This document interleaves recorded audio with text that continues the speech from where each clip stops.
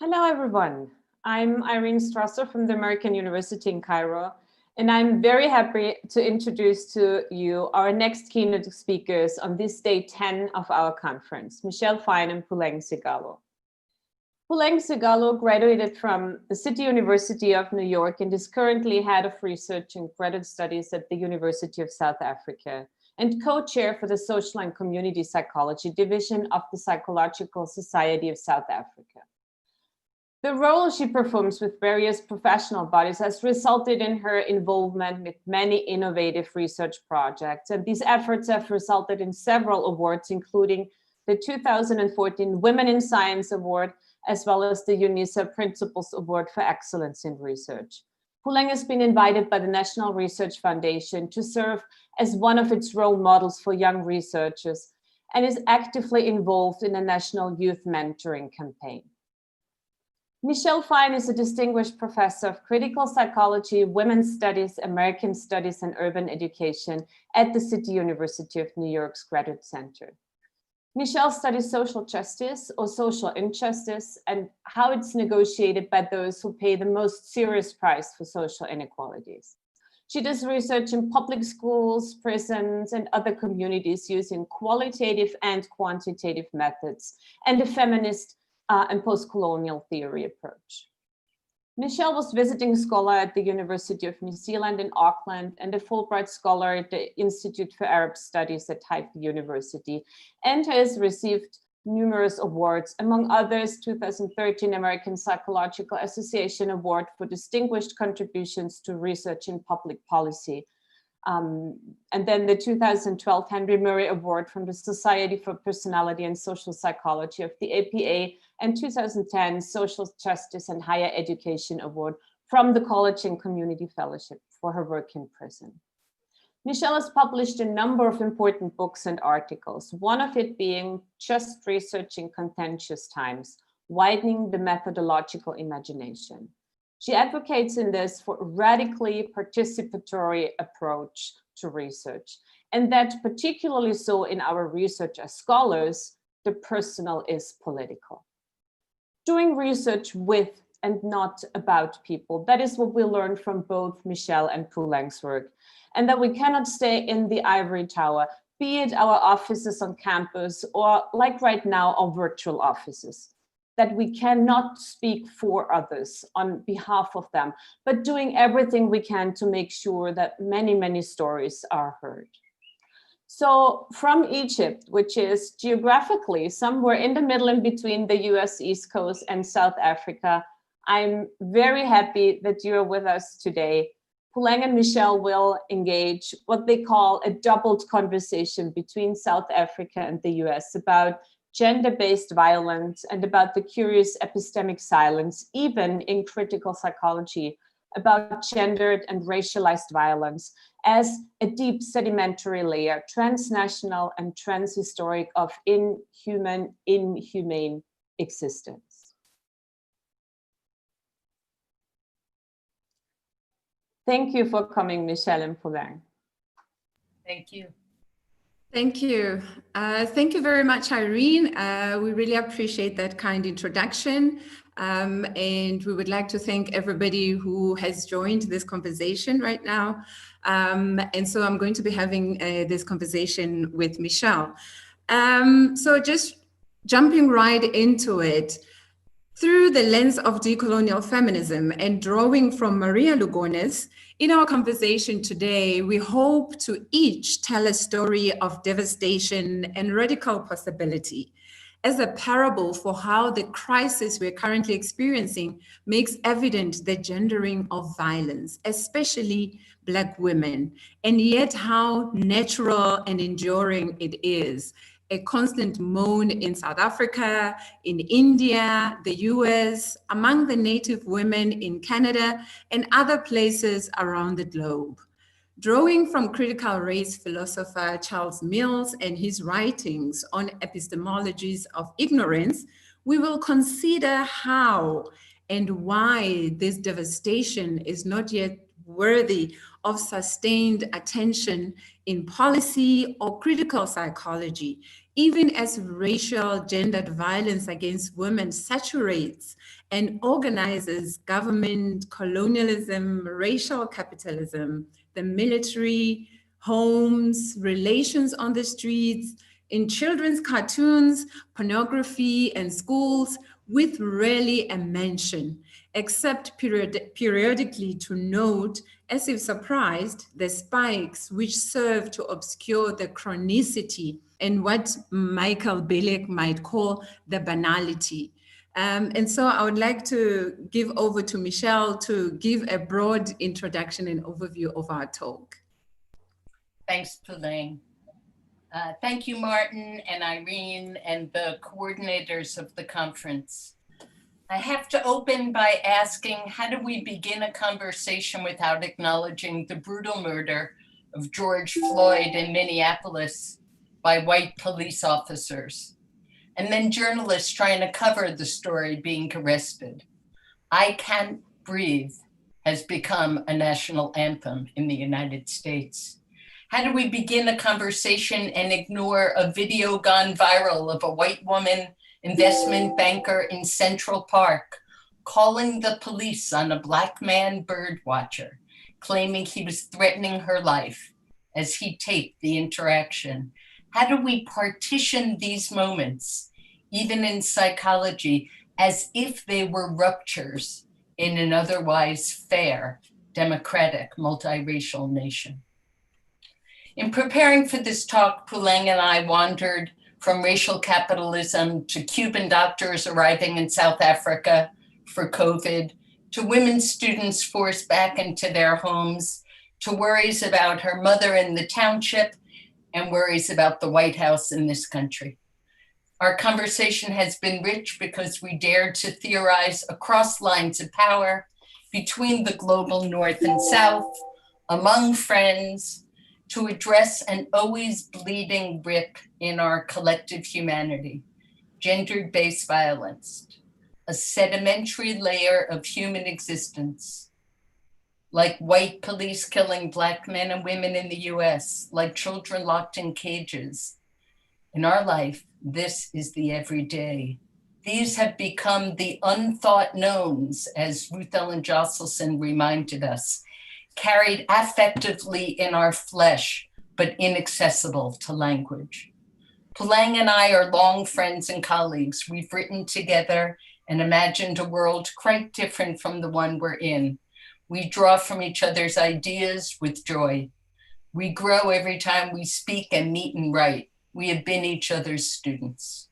We have written on gender and colonialism, decolonizing epistemologies, and research conducted alongside communities in struggle, women under and after apartheid, and women in prison. Puleng has won many awards and published widely. I most love her writing with the Embroidery Collective and women in South Africa, stitching their stories of life under apartheid. And these days I'm working with a coalition of lawyers and activists, my colleague Maria Torre, and formerly incarcerated women to help facilitate the release of prisoners in the context of COVID, trying to make real, in the language of Molly Andrews' wonderful talk, a radical new law that helps women shorten their sentence if they can prove that they committed their crimes while enduring violence, if they can convince the very same judge who convicted them that they deserve to be resentenced. And so we begin, without wanting to essentialize the global North and South, which I fear we might, without relying upon the binaries of women and men or gender, which I fear we might, without romanticizing survivors, without forgetting that trans women of color are most at risk in our country and all of yours, without ignoring the erectile rise of global fascism, disaster capitalism, and enduring trademarks of colonialism. We ask that you please notice that the global solution to the pandemic is literally killing women, sending us all home. For this conversation, we consider gender-based violence as a curious, relentless, and brutally consistent dynamic of human existence. As Erica Berman noted in her talk, we could display headlines from the United Kingdom, from India, from the US and South Africa, Mexico and Russia, announcing that GBV, gender-based violence, is on the rise in COVID. This topic has erupted as if by surprise around the globe, exposed just under the covers of COVID. But we want to trouble the shock, as Garth Stevens has done with violence throughout South Africa. We want to question the unprecedented crisis. And like Erica Berman, we ask, for whom is this new, or is this news? Mm-hmm. We borrow from Arundhati Roy's stunning piece, The Pandemic as Portal. Roy writes, what is this thing that has happened to us? Whatever it is, coronavirus has made the mighty kneel and brought the world to a halt like nothing else. Our minds are racing back and forth, longing for a return to normality, trying to stitch our future to our past and refusing to acknowledge the rupture. But the rupture exists. And in the midst of this terrible despair, it offers us a chance to rethink the doomsday machine we have built for ourselves. Nothing could be worse than a return to normality. And so with Arundhati Roy carrying us under our wings, we will spin toward a radical reimagination around gender-based violence and critical psychology. And we're going to engage a dialogue that spins on 4 axes. The first axis is we begin with a critical commitment to transnational knowledges. We are always, but now unapologetically dedicated to the critical knowledges produced in delicate transnational dialogue about structural violence, about resistance, and about imagination.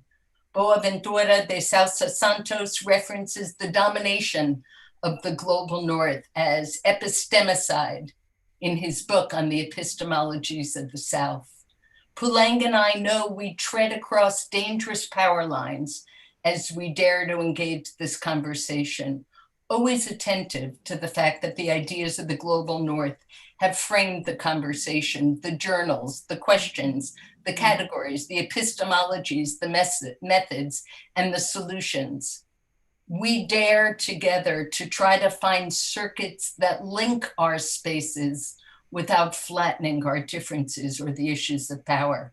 Circuits of racial capitalism, white supremacy, misogyny, the carceral and the militarized state, colonial footprints, rage, desire, and circuits of resistance, without rendering equivalent the very different geographies and lives that we endure.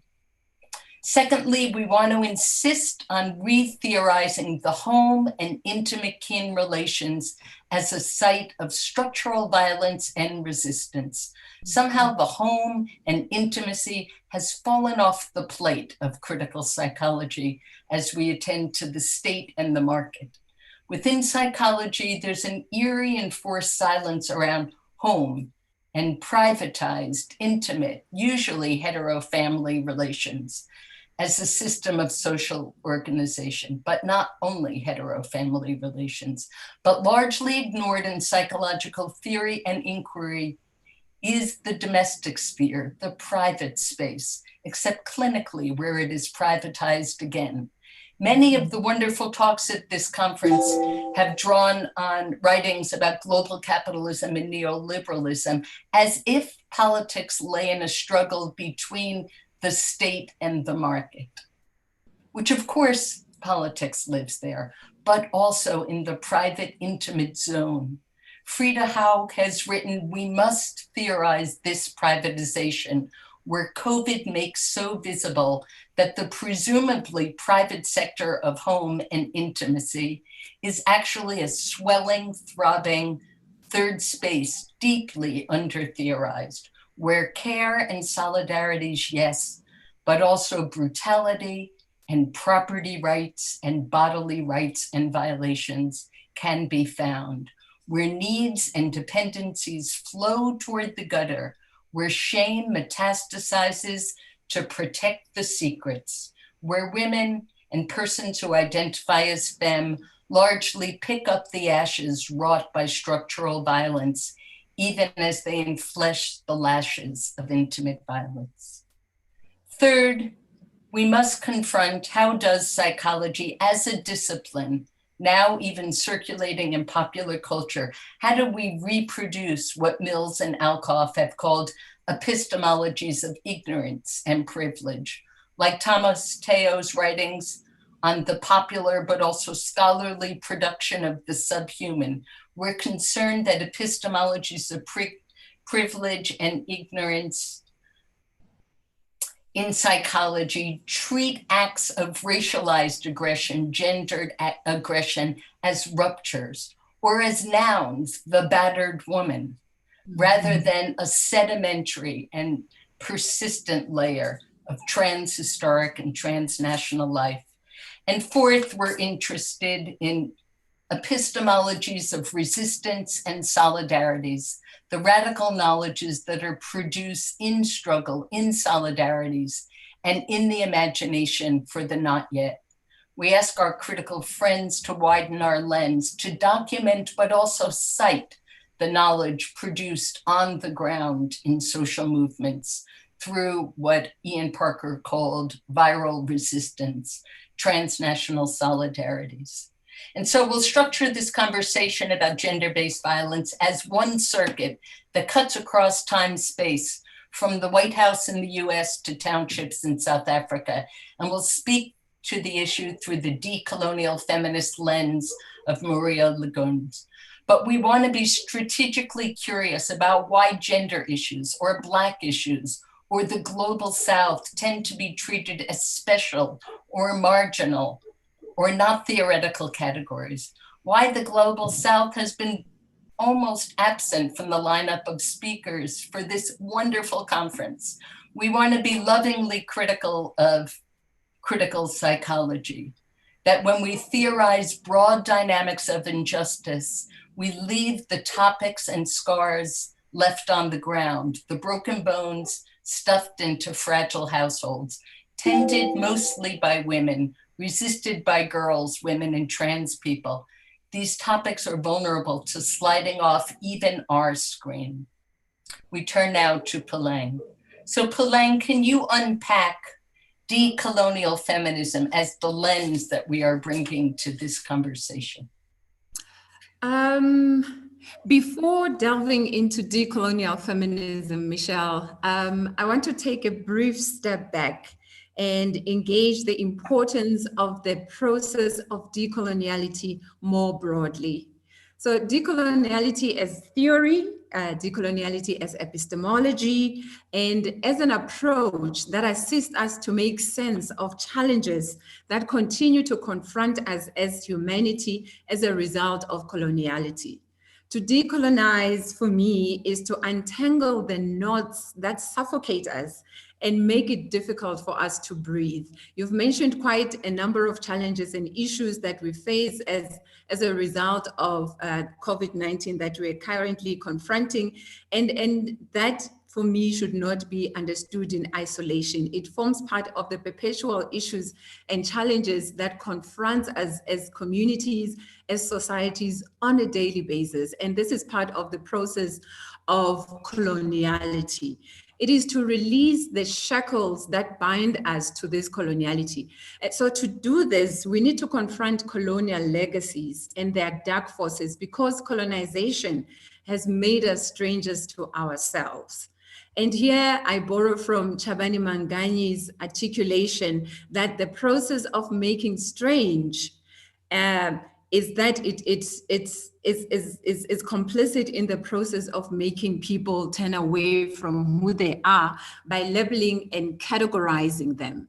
And also Kenyan scholar Ngugi wa Thiong'o asserts that colonialism removed what he calls our internal software that carries the content of who we are as a people, speaking specifically about Africa, and instead inserted a new Euro-Western software that aimed at deleting our histories.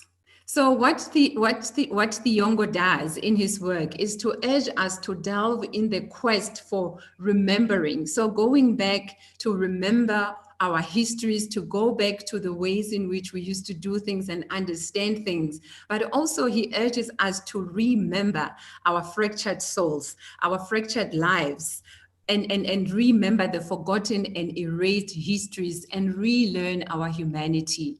This includes the ways in which we do gender as well and perform it in our everyday lives. For me, this is where the call for decolonial feminism comes in. So in our conversation today, we draw from decolonial feminism because it forces us to look back at the role colonialism, slavery, and apartheid played and continues to play in how we do and engage notions of gender. Looking back at the process of colonization assists us to make meaning of what it means to be gendered, classed, and racialized beings. And so Maria Lugones' work becomes very critical for us in our theorization and in our meaning making of the challenges that are confronting us. She reminds us that it was colonialism which introduced many genders, and gender itself as a colonial concept and mode of organization, of relations, of production, of property relations, of cosmologies and ways of knowing in the world. Lugones offers us the theoretical tools to challenge the decontextualized way in which gender is engaged within psychology. We are interested in the various ways in which gender-based violence manifests in the various societies that we are all a part of. Gender-based violence is a challenge that breaks the boundaries of class and race, even though it manifests and is responded to differently depending on the person's position in what Fanon calls the zone of being human in the world. In this zone or zones, some people's humanity matters more than others. And here Lugones refers us to what she calls the coloniality of gender, which is the imposition of Western gender order, which dehumanizes the colonized. Lugones' work for me at this point is in line with South African feminist scholar Puleng Segalo, who argues in her work that Black women's bodies are rapeable because they are perceived to be less than human. So if you think about this, why should attention be given to their cries? So if you are not human enough, if you are subhuman, then your cries or your suffering would not be given the attention that it deserves. From the time of slavery, white supremacists have controlled the way images influence the way in which women of color often see themselves. And this was central to the maintenance of racial domination. In her theory of intersectionality, Crenshaw offers various layers and ways in which intersectionality functions. The one I would like to draw from is what she calls representation intersectionality. This form of intersectionality provides cues to how women's experiences regarding oppression are weighed against counter-narratives that cast doubt upon the validity of harm of the oppression they experience. Again, Gola's notion of Black women's bodies as being unrapeable becomes relevant here. So decolonial feminism offers us a lens that challenges this problematic.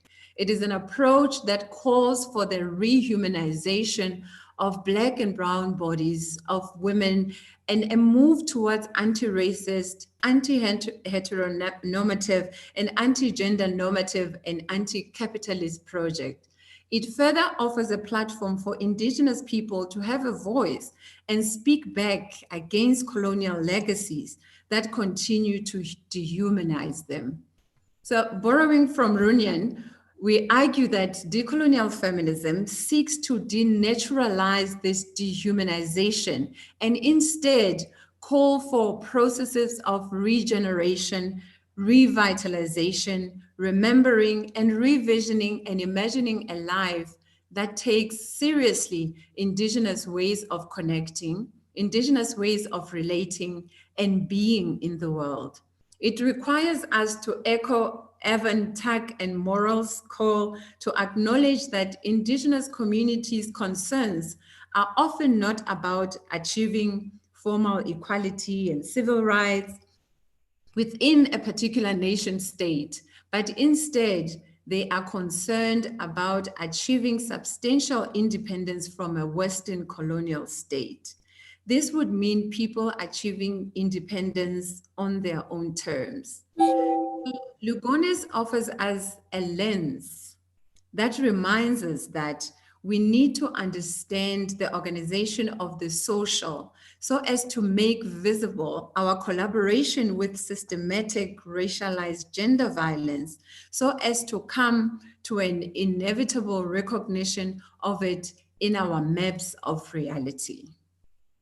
So for me, I think that is why using Maria Lugones' lens of decolonial feminism becomes very crucial, because it offers us these various and different layers of understanding the challenges that we are confronted with. That was classic Segalo, brilliant. I'm wondering if we can kind of combine the next two questions. You've talked about COVID-19 as a crisis that's exposing rather than causing, exposing layers of inequity, and has been associated with rising rates of gender-based violence and femicide inside South Africa, as well as transnationally and transhistorically. Can you just elaborate a bit on how you see the relationship between COVID and femicide? No, definitely, Michelle. And again, here, let me start my response by borrowing from a Ugandan feminist scholar, Sylvia Tamale, who makes this assertion that no African woman can shield herself from the broad negative and gendered legacies left behind by forces such as colonialism, imperialism, and globalization. So it's always important that when we're thinking about and looking at challenges of gender-based violence, that we do this in context. We do this in relation to the histories that we carry and that continue to be present in our everyday realities. African women or African Black women, their humanity is always in question as they continue to be brutalized, to be silenced, to be ignored, to be violated as if their existence does not matter. Gender-based violence and femicide continue to be perpetual challenges confronting women, girls, and transgendered people on a daily basis. One needs to look at the statistics, I think, as you also mentioned earlier, to see this. In South Africa, for example, a few weeks following the announcement of the national lockdown, over 100,000 reports of gender-based violence were made. I am aware that this is not unique to South Africa, that there were many reports in other parts of the world as well. So for me, this response, for me, the response from the government in relation to this number of reports that were made, where the president was voicing how disturbing this is and how women are terrorized in their homes, as it was a bit surprising, as it were, because it almost assumes that this is something new. Gender-based violence is something that is with us, that is a challenge within our communities, but the ways in which during times like these or during this crisis like this, when we get responses regarding gender-based violence, it's as if it's a shock. It's as if it's a surprise. It's as if it's something new.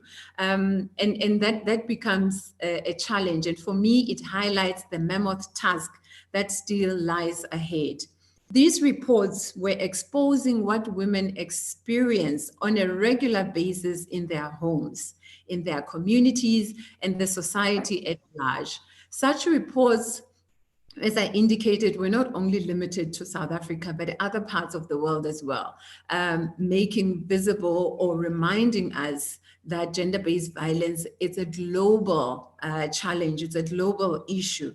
It is a crisis within a crisis. It is embedded in oppressive and problematic past, leading to women having to confront the multiple burden they so often have to shoulder in their daily lives. It is important to look at how women's suffering and trauma is responded to. We need to step away from the urge to label women as voiceless, as helpless, as battered, in need of saviors, but acknowledge their agency, resourcefulness, and the knowledge they have about their own living experiences. And here, my challenge is also to psychology, to social psychology in particular, in how we label and categorize, and how that almost makes the challenges or the suffering that is experienced by women almost double, because we label women as helpless, assuming that they are not in control or they do not have power to be able to respond to the challenges that they are experiencing. Often the programs and processes put in place to assist women do not take what I mentioned earlier about colonial legacies and how they play out in women's lives seriously. We are quick to treat the symptoms while the real issues remain firmly rooted. Imagining a way to respond to gender-based violence has to take seriously the role played by patriarchy, the role played by capitalism in our lives, the role played by coloniality, and historical baggage that women continue to carry. COVID-19, I think, has assisted in laying bare what Evan, Tuck, and Morel define as the triad relationship, where women continue to be erased and visibilized, owned and murderable, and also exploitable. So I think if not anything, we have this unveiling of issues that are not new, of issues that are almost always with us, but are confronted to really think about how we make sense and make meaning of these issues in how we theorize women's lives in our work in psychology in particular. Wonderful.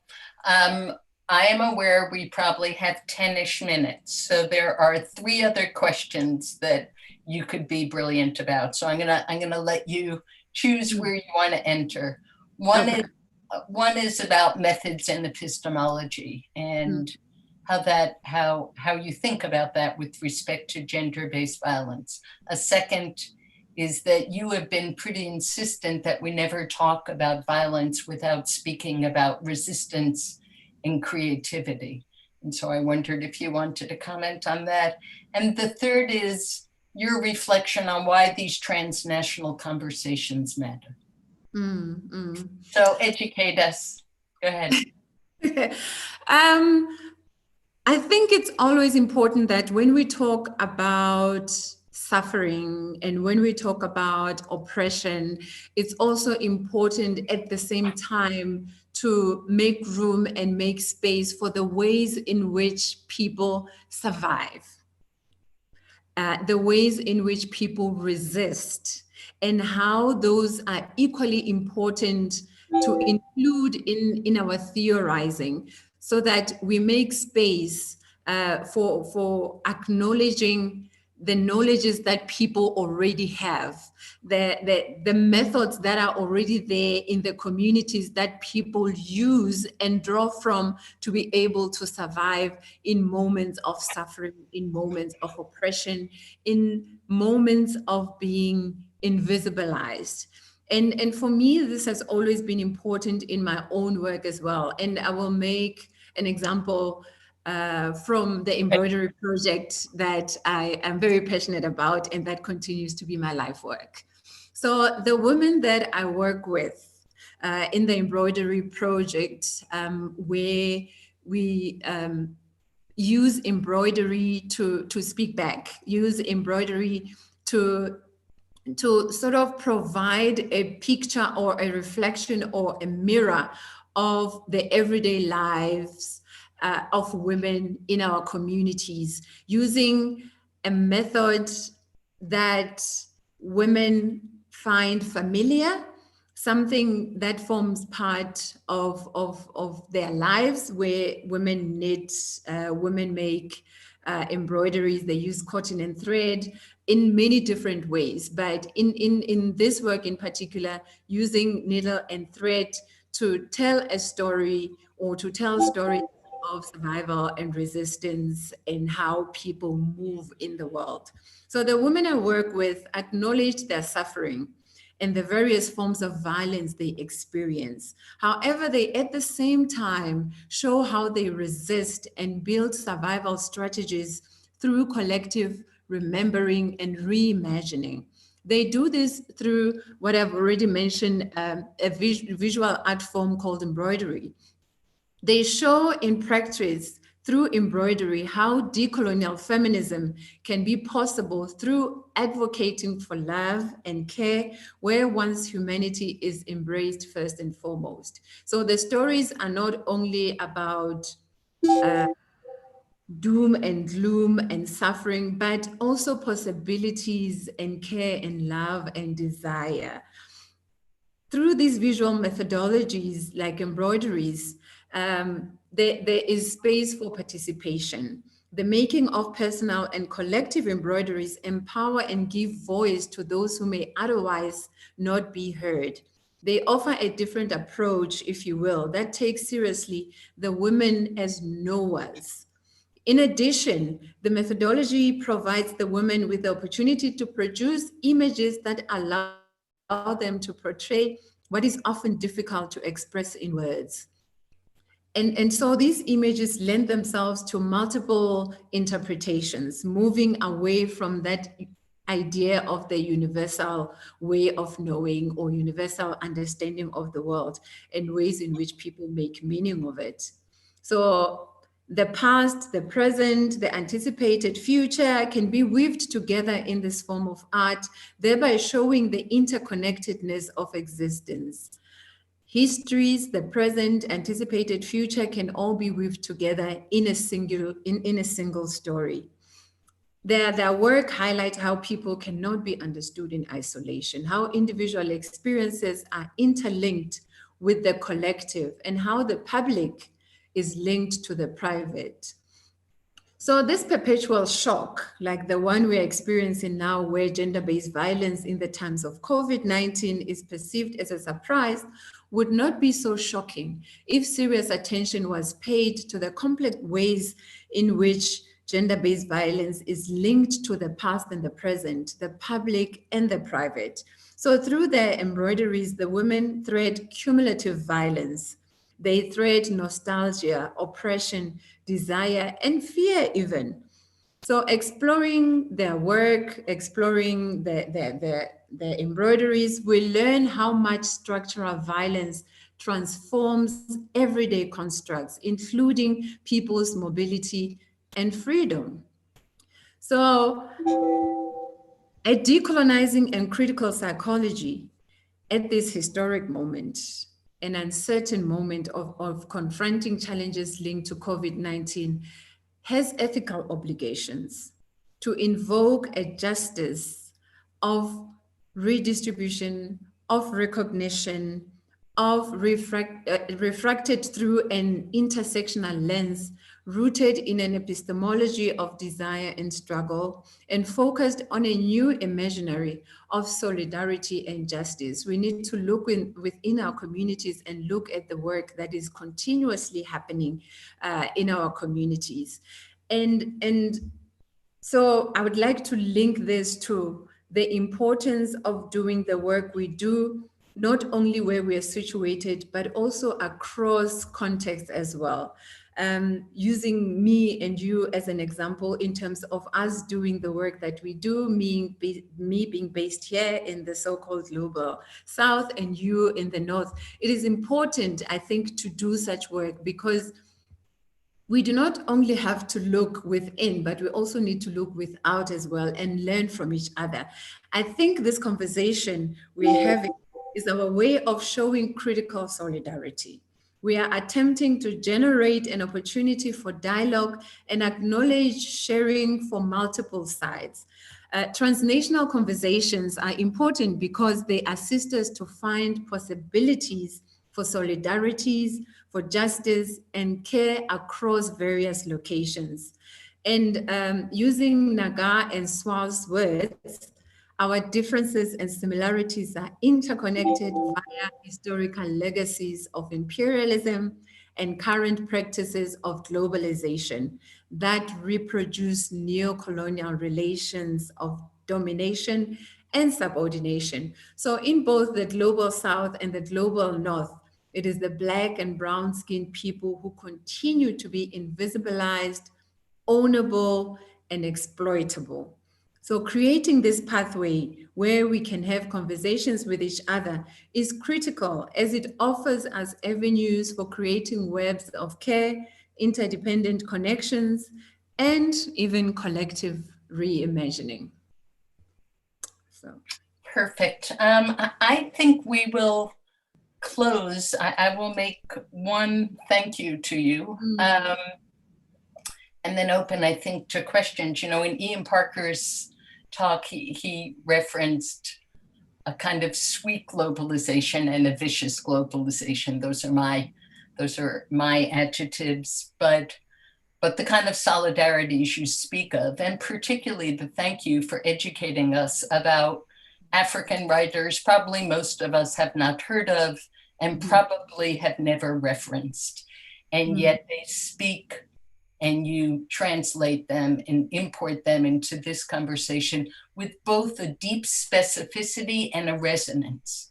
That is, and I think that's the kind of intellectual and political solidarities we're looking for, something that deepens the relentless attention to the local and the specific, even as it imagines theoretically and politically how we're connected across.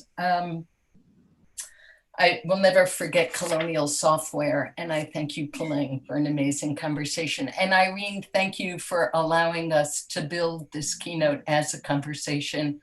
You took a bet, you took a chance, and I hope we have satisfied. Yes. Thank you very much, Michelle. Thank you, thank you. I think we can go back to Irene. Thank you so much, both of you. And thank you for giving us a wonderful idea of the conversation. This is what we wanted in the first place for this conference, to be a place where conversation can take place. And even if we have just some fragmented ideas about the whole crisis, and because we're in the middle of it, to really start conversations about it. Absolutely. So I have some 3 or 4 pages written down with all my questions and ideas that now are in my head, and I don't even know where to start. And I know it's the same for the audience, because I can see that there are more and more questions coming in. So I will just pick one point where I would love to start to kind of enter this conversation with both of you. And this is, I wanted to thank you very much for pointing out that this COVID-19 crisis not just has kind of probably produced new layers of inequality, but exposed layers of inequality in the first place, right? I think this is a very, very important aspect that we do not discuss a lot. And also the idea of the unprecedented moment, we have to challenge, I guess. You mentioned that. For whom is it unprecedented? And what is actually like the effects of the crisis? So how, it's a difficult question, but I'm just telling you what's in my mind right now. How can we make sure on our desperate journey of going back to normalcy, and we have discussed at this conference that there is no back to normalcy, but still, like the idea that we can go back to something that has been there before. How do we make sure we don't forget what we've suddenly discovered? And you also mentioned that there's a shock, but actually it has been before, like the the gendered violence and the inequalities in schools we should have recognized before, and the situation in the prisons and the gender-based violence. So how can we make sure we actually make something out of what we recognize, that this COVID crisis exposed some layers of inequality? Go ahead, Puleng. You can go first. Yeah. Okay. No, thank you very much, Irene. I think as you said,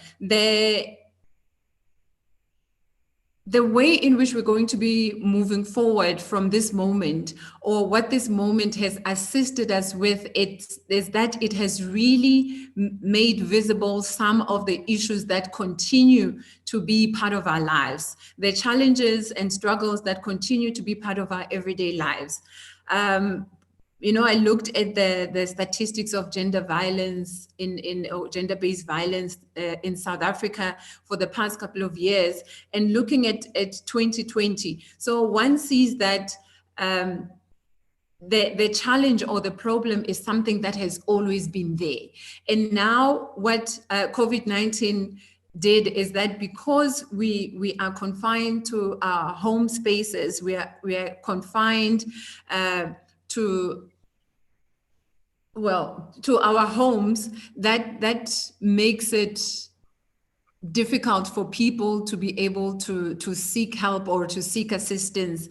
And the many calls and the many reports and the challenges that come with this assumed awareness is that it's something that is really an issue or a challenge in the communities. But we all know that it's something that has always been there. So my hope is that as we go forward, is that we start engaging the root of the problem, is that we start engaging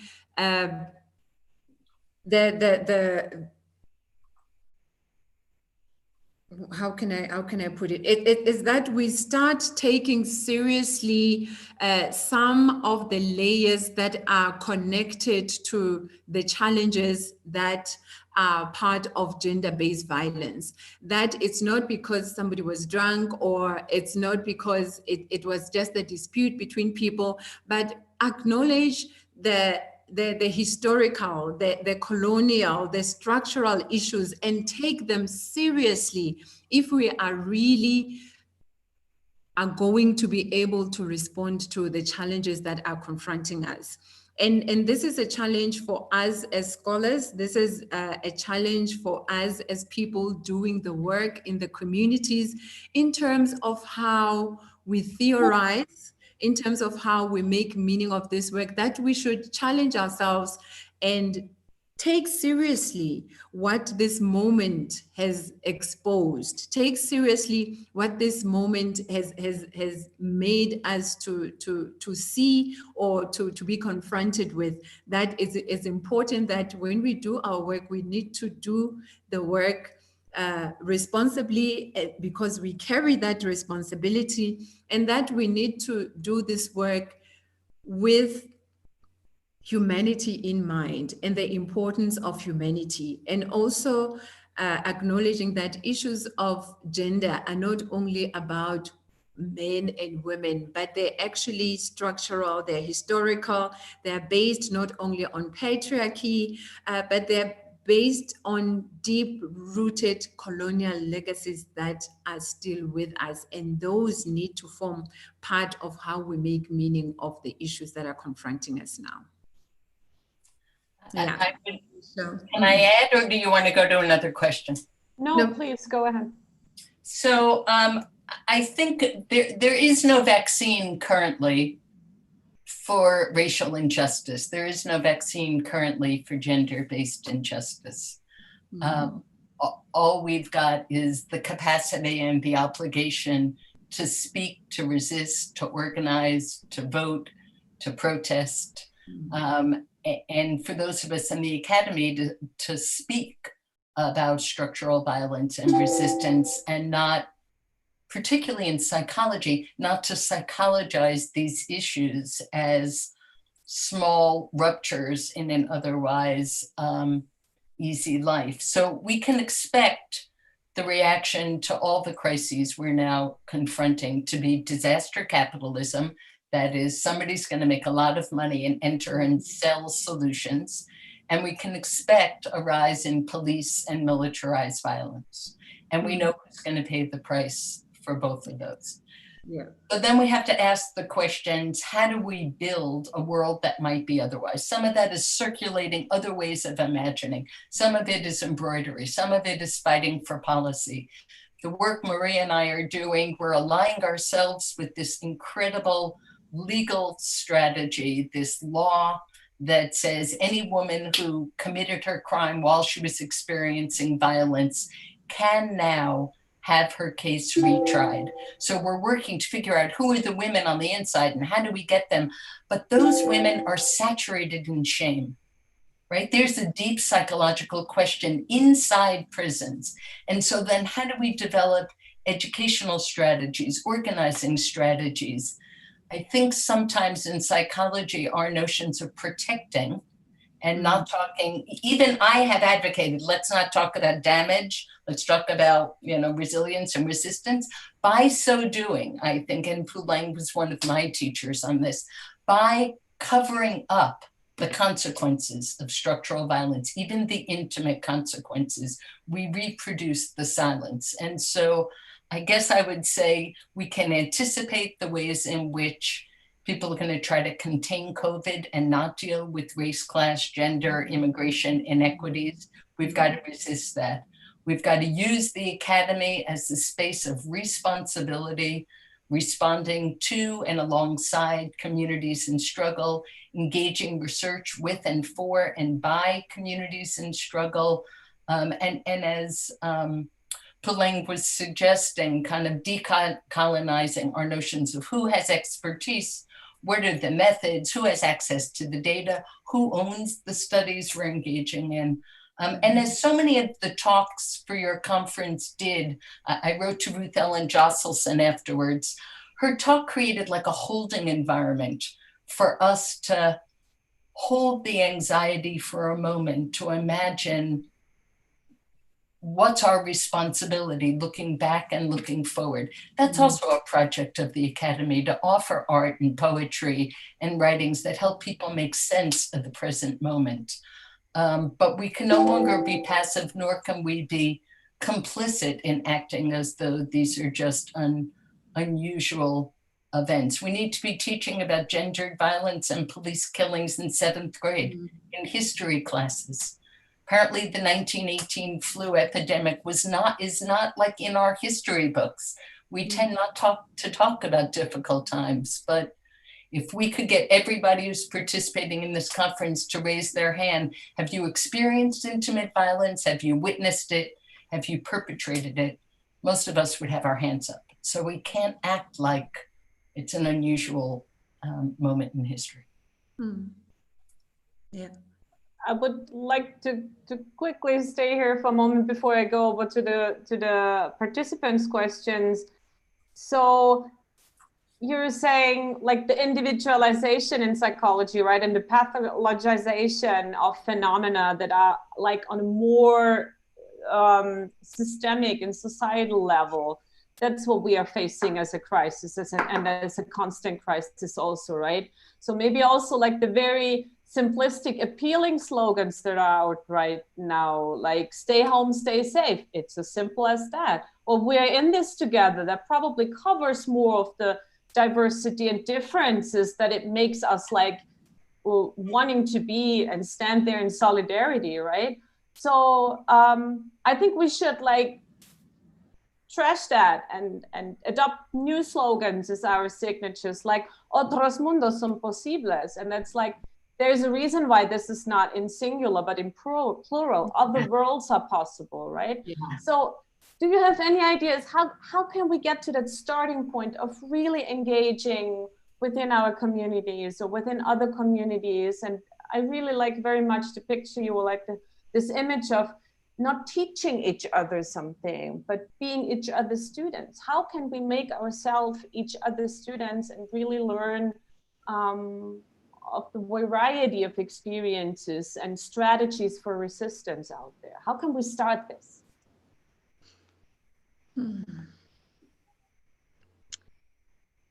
For me, I think that starts with humility, right? And acknowledging some of the things that you've just mentioned right now. Looking at South Africa as an example, I think what you've just said right now is so spot on, that the crisis is not singular, the crisis is plural. The crisis exposes the everyday inequalities. The crisis shows how even within one country like South Africa, we actually are experiencing the crisis as if we are in many countries, but we are in one country. And for me, we need to look within. We need to look within our communities. I think just taking it on a very practical level and saying, but how do we then do this work? And I think this is where, for me, it's important for us to step back a little bit and be willing to learn from what other people are doing in terms of responding to the challenge within their communities, right? So the everyday women in South Africa, in the homes and in communities, for me, they offer radical possibilities on how we can imagine confronting the crisis, not only of COVID, but the crisis of gendered violence as well. So when I see community women knitting masks for their neighbors, for their safety, lending a hand for the benefit of all, for me, I think that's the beginning of a psychology of love and a psychology of care, because it is these webs of acknowledgement that through collective suffering, through collective struggles and trying to make meaning of what's going on, there is still space to care for one another. There is still space to love one another. And by doing so, I think is the beginning of the acknowledgement of each other as worthy, that we need to zoom in on, I think, as we reimagine the psychology of crisis, to say there is so much that can be learned within our communities. There are these webs and webs and webs of connection where people show care to one another in so many ways, in terms of sharing both literally the food that they have, but also sharing in terms of the spaces that they have and accommodating each other. And so for me, it's at that basic level that we need to start before we move up to thinking about this issue in grand ways, in theorizing about it, but also look at the actually lived experiences of people and the kinds of things that they put in place to be able to survive on a daily basis. So yeah, I think for me that's the level that I will put it at. So Puleng is nicer than I am. I have two additional ideas. I love what you've said. I think we need to critically study privilege, greed, and narcissism of elites. I think we have problematized psychology, in particular, people of color, low-income folks, people with disabilities, and then we say, no, they're strong, they're great. But we rarely look at privilege and greed and the voracious appetite to accumulate power, money, other people. Rosa Luxemburg wrote in the early 1900s about accumulation, and we have failed to problematize that. The second is that neoliberalism has adopted social psychology to justify self-interest, selfishness, and individualism as, quote, natural. And we need solidarity studies that demonstrate under what conditions people actually work across differences, across paralines, with humility and desire, and survive it, right? We don't, you know, even everyday people who are good leftists, they don't have good stories in their head of when we have worked together to reimagine what's possible, where eventually the white people got sent back home because it didn't work anymore, or the Jewish and Palestinian women stopped standing at the checkpoints because the Palestinian women are like, you know, I need to take care of my community. So whatever. The point is that we need images of solidarity, because I think in our everyday lives, we have so many of them. Kate Sheesh has been documenting the solidarity during the early migrant crisis in Greece, when folks were bringing food and boats and life raft to the borders when the boats were coming, and then it was criminalized. And those same people who were engaged in solidarity were accused of being traffickers. So we need to renaturalize solidarity and connection, which Sunil, I think, is calling radical care. And the last thing I would say is that everybody should come to the Public Science Project Summer Institutes on critical participatory action research, and where we will get to hug and think deeply about our obligation to do research alongside and for a larger collective, where not only those who have been marginalized and disadvantaged get to speak, but also where privilege gets challenged. And those of us who benefit from profoundly unjust systems have to rethink our own positionality and sacrifices. Yeah. I think you have already wonderfully summarized and answered, at least I feel like, Kelly's question. They say Wade Pickren's talk called for a radical response from psychologists in the current climate. What might a decolonized radical response to gendered violence from psychology look like in practical application? Is there anything you would like to add? We're already relatively detailed also, and also connected it to the radical care.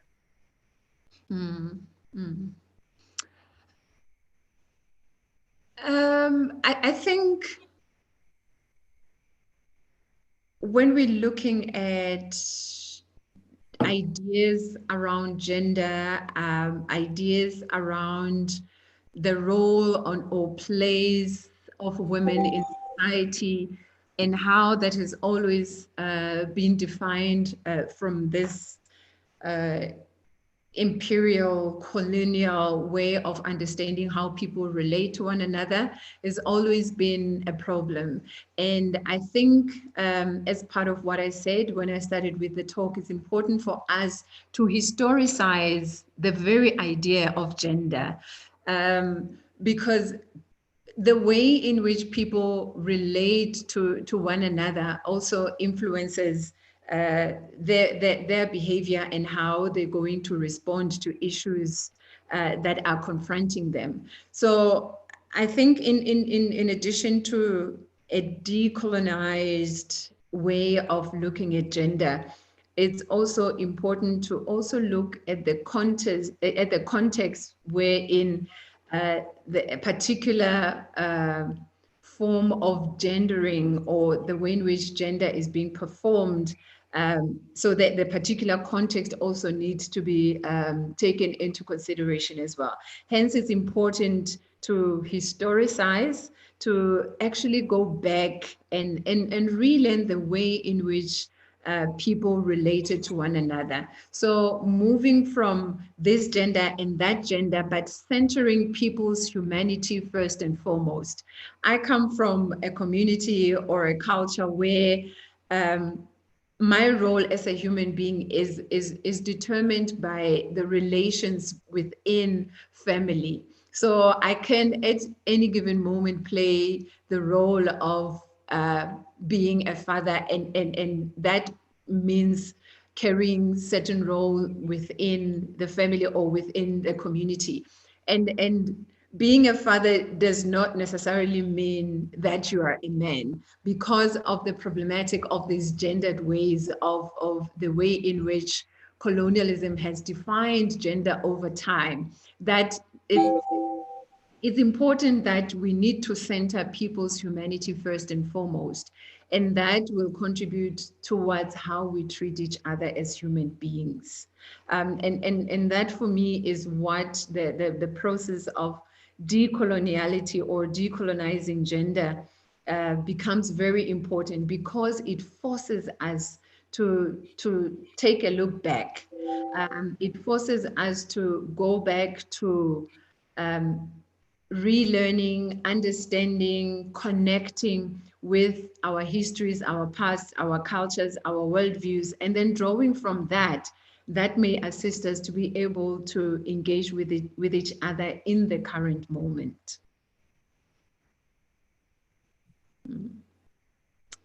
Yeah.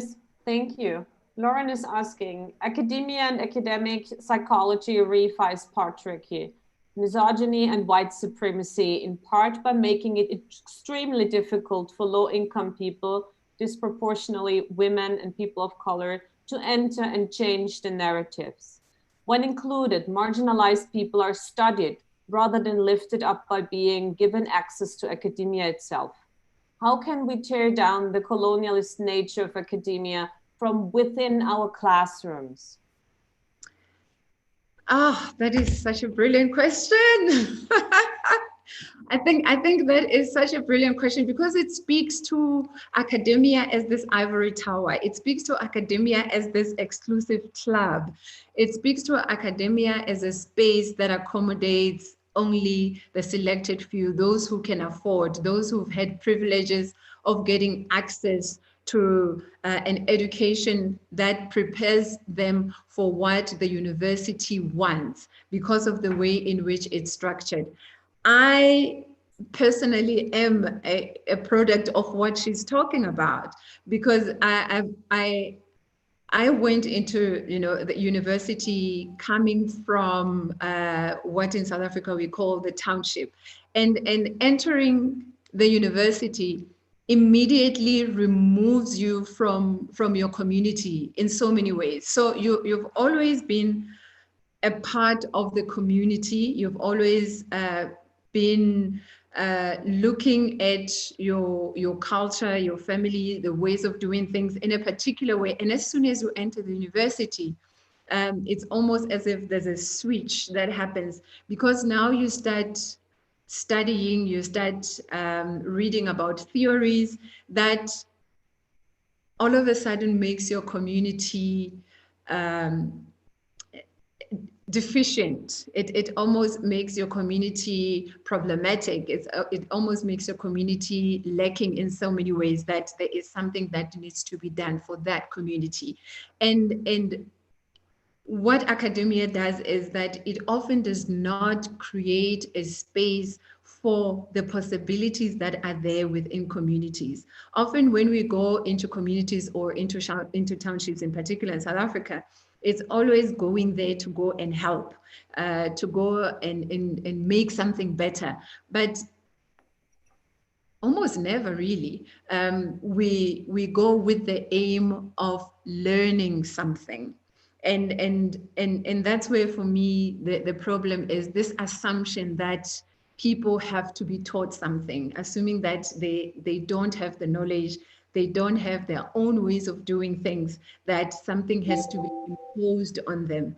And that's what Ngugi wa Thiong'o's work does and assists us when he speaks about remembering, saying that the knowledges are there, epistemologies, ways of understanding the world is there, ways of resolving issues and challenges are there, but often there's always this assumption that there's emptiness, and this emptiness has to be filled by what academia has to offer. And I think for me, it's a challenge that us as academics, when we teach or when we think about our curriculum, we need to take this very seriously and actually take the bold step of thinking about the classroom not as something that is within the university, but the classroom as a place of learning, of sharing ideas, as something that can be at any place, that our communities can also be classrooms where learning can take place, where we can take things that can be theorized, and the wisdoms that are just there, that we are not, taking the opportunity to actually learn about what's there. And I think if we give ourselves the space to be able to do that, there might be a possibility that some of the issues that we continuously wrestle with might be resolved by the knowledges that are already there around us and are a part of our everyday existence. I just want to say that Lauren if Lauren hadn't asked that question, I would have said you should all read Lauren Rogers-Siren's work, because she's a great theorist, but also practitioner around anti-racist curriculum and pedagogy. But I want to say 3 quickie things in response to Puleng's comments and Irene's questions. One is, we need to do more popular education. We need to be outside the academy. These meetings that you've gathered, these talks that you've gathered, we were saying earlier, maybe you could create like critical shorts, and we should be showing them in our universities, but also in high schools, in community settings, carve out the parts that translate across, but we need to move outside the borders. And that's something that actually this crisis has opened up, that there are very different audiences and participants on our screens. Now we're working, as I said earlier, with all these formerly incarcerated women, trying to name and identify women inside, and then the lawyers call them and say, oh, I can't believe Judy remembered me. Yes, I'd love for my name to be passed on to the governor, because I'm 72, I've been here for 30 years, and I thought I was just gonna die, and I know it's a long shot, but I can't believe you're all talking about me. Our work has moved, who knows if any of this will be successful, but it has been touching and magical to be in conversation with issues on the ground, issues behind bars, as part of a university engaging in kind of radical scholarship. So I think we need to move beyond.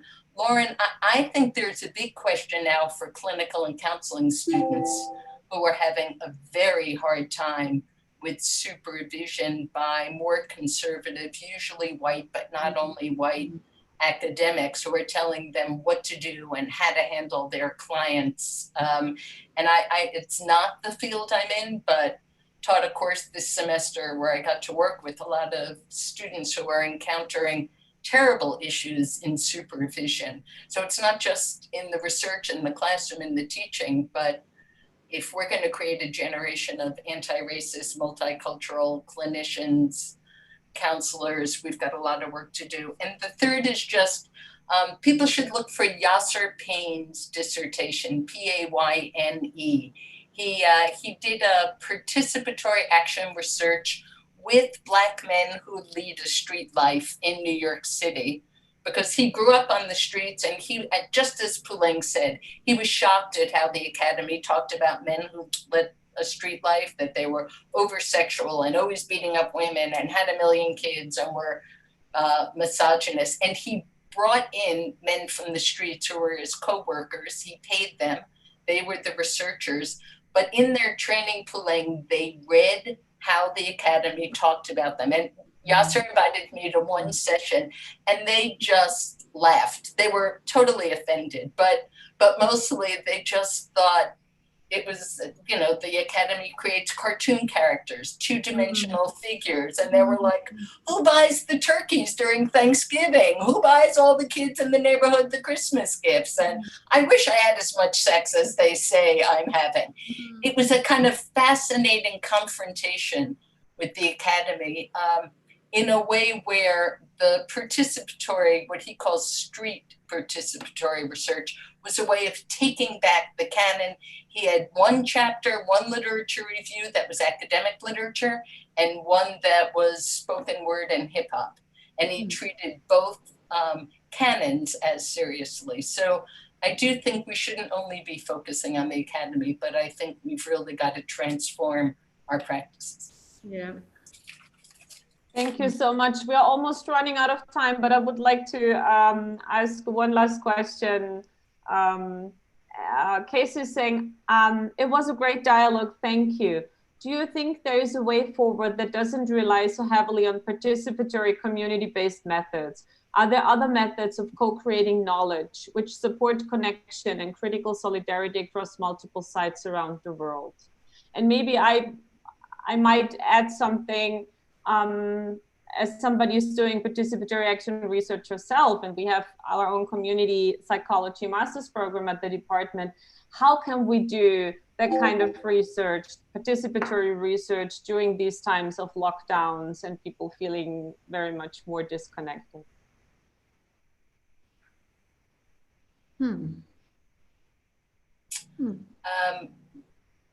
Just a quick answer is, in some ways, we've been able to bring people together online from various communities, sometimes more easily than in the past. There are issues of privacy, there are issues of shame, there are issues of access to technology.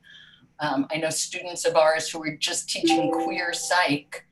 Kids aren't going to get online and in their mother's kitchen, so they've got to do asynchronous. But I think that's our responsibility now, to figure out how to be with people where they are.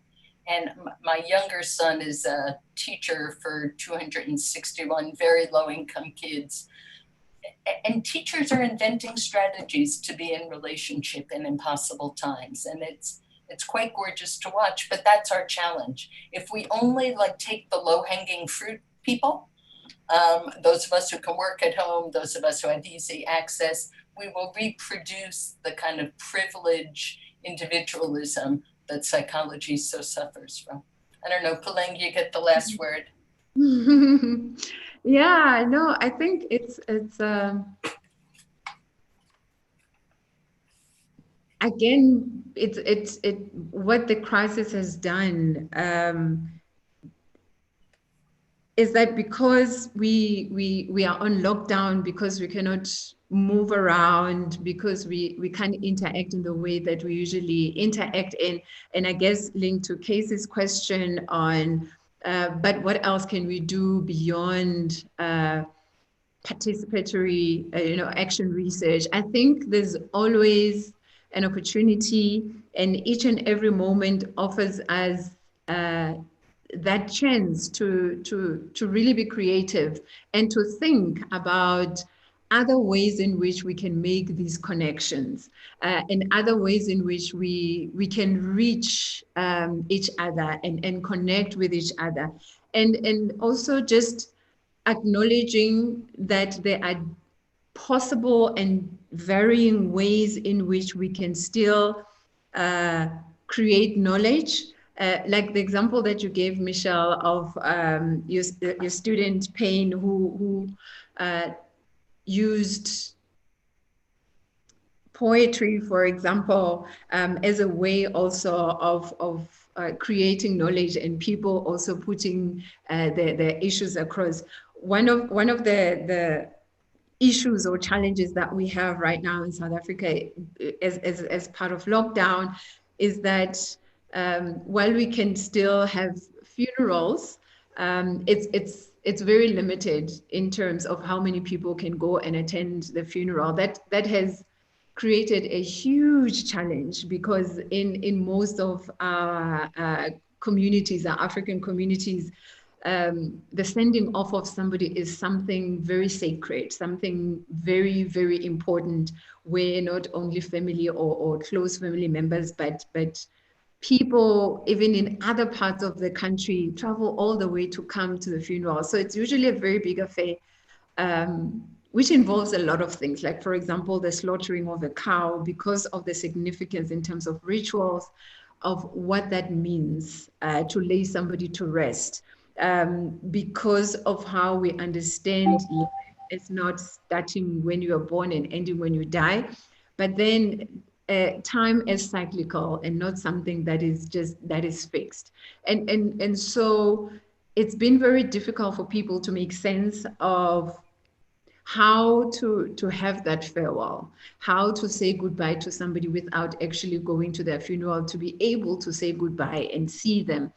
And one of the things that I did in my reflections was I wrote a poem about that, about the passing of somebody and what it means in our community and not being able to attend somebody's funeral. And the poem was shared with quite a number of people.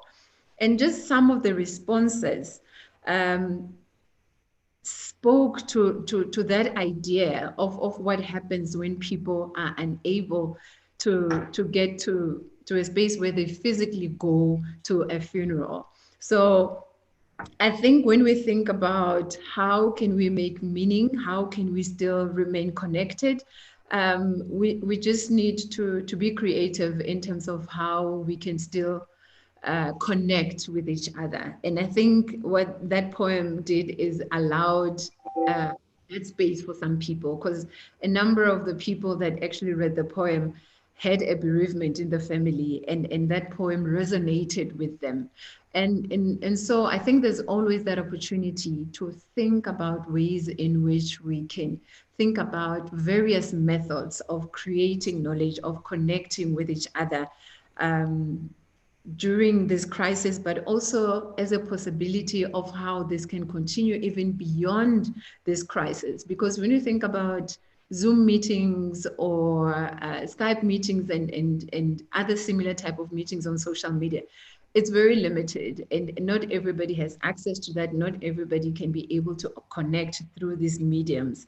And some of people in a number of communities are unable to connect in that way. So in such an instance, then people think about other ways in which they can be able to connect.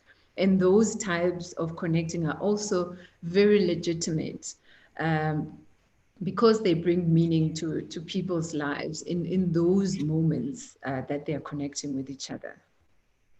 So, yeah. Thank you so much, Puleng and Michelle, for coming and having this wonderful conversation, which was very inspiring and insightful. Thanks again for coming. And I hope we can continue this conversation together, maybe on Slack for now, but also in other times and other spaces. Thank you. Thanks. Thank you. Thank you very much, Irene. And wonderful to see you, Puleng. Love you. Bye.